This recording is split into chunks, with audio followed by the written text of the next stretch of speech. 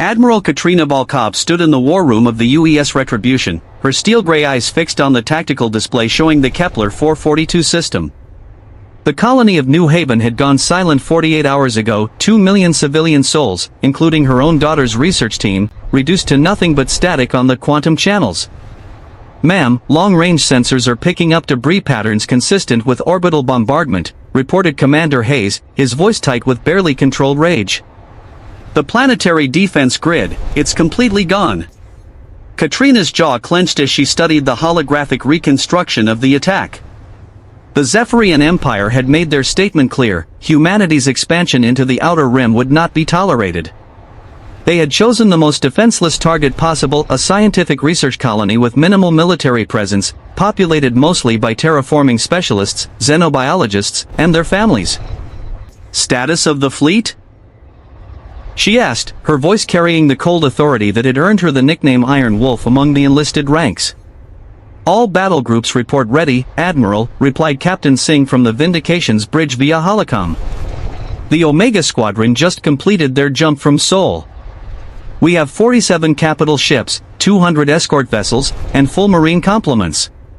Katrina nodded, but her attention was drawn to the smaller display showing intercepted Zephyrian communications.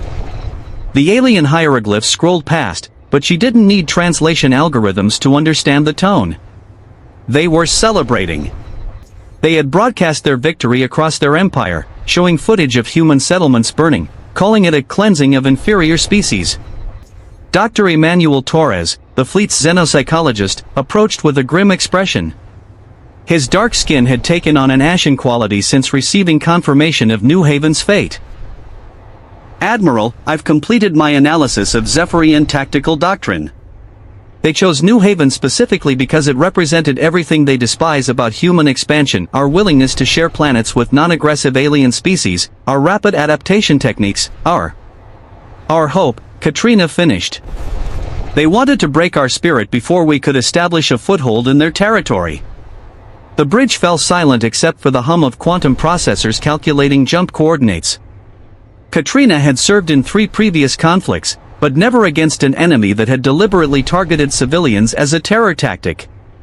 The Zephyrians had crossed a line that, once breached, could never be uncrossed.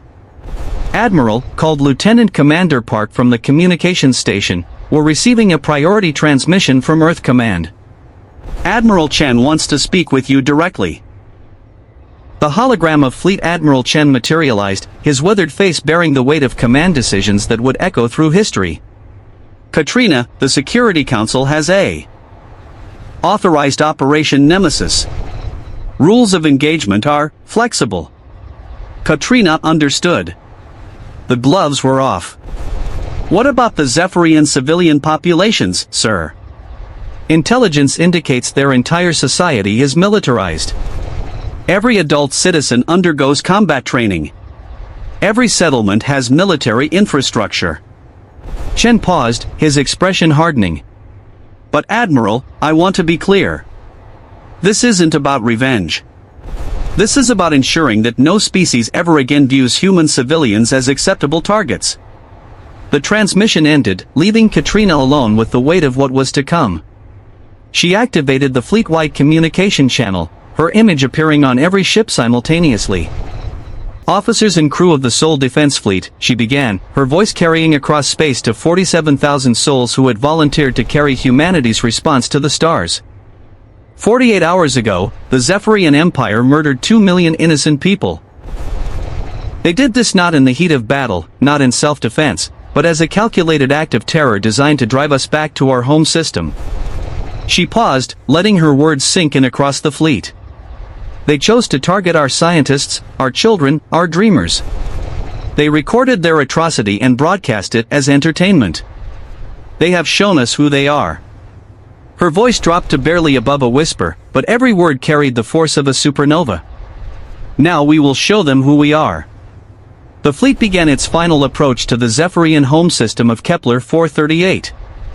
Unlike human settlements spread across multiple worlds, the Zephyrians had concentrated their entire civilization around a single star system, building massive orbital habitats and fortifying every moon and asteroid.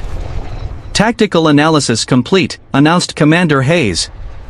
They have approximately 15 million military-age inhabitants across 43 installations.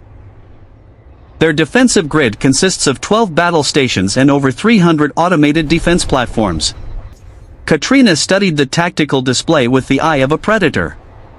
The Zephyrians had built their civilization as a fortress, confident that their superior numbers and defensive positions would deter any human retaliation. They had not considered that humanity's greatest strength had never been its technology or numbers, it was their willingness to pay any price to protect their own.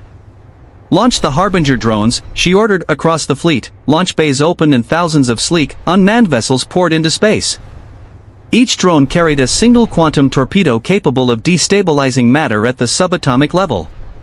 The Zephyrians had superior numbers, but humanity had spent the past century perfecting the art of asymmetric warfare.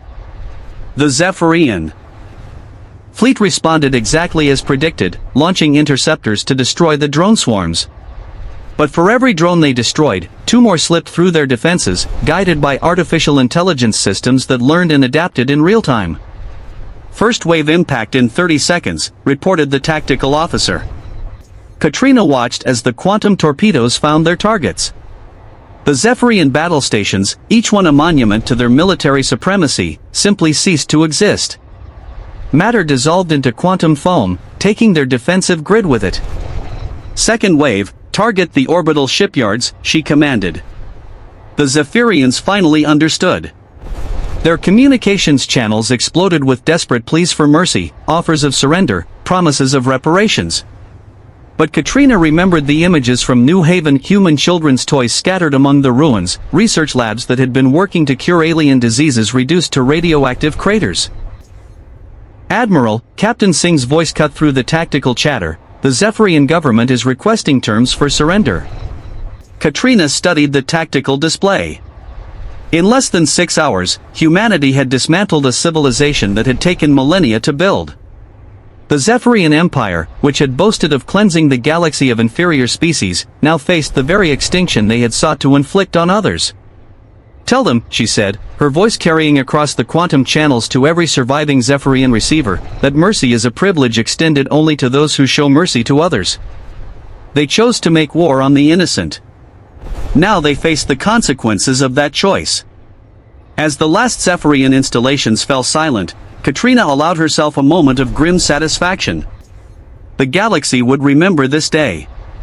Every species considering aggression against human civilians would remember what happened when Earth's fleet arrived without mercy.